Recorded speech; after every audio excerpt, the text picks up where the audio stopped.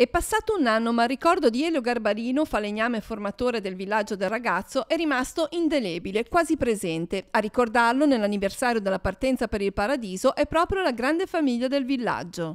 Siamo già a un anno che il nostro Elio Garbarino ci ha lasciati per l'eternità.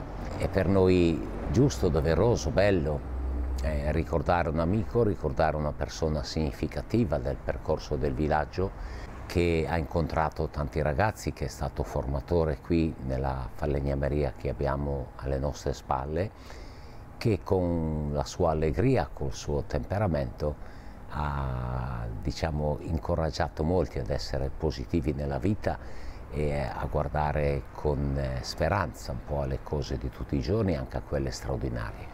Lunedì 27 agosto alle 19:45 al centro di San Salvatore sarà celebrata la messa di ricordo. Qui seguirà un momento di rinfresco per condividere i momenti trascorsi insieme. Alle 21 la compagnia Ruspanti metterà in scena la commedia dialettale Vuoi savei chi la inventò o pesto? Un modo per evocare il carattere brioso, frizzante e simpatico di Elio. Un accostamento questo ad Elio che ci sta bene, perché lui era brioso, era frizzante, era simpatico, ci teneva alle battute. Allora il gruppo di famiglie che faceva cammino con lui ha pensato che fosse proprio questo un modo bello di ricordare la sua positività e il suo sguardo sempre un po' gioioso di fronte alle realtà della vita.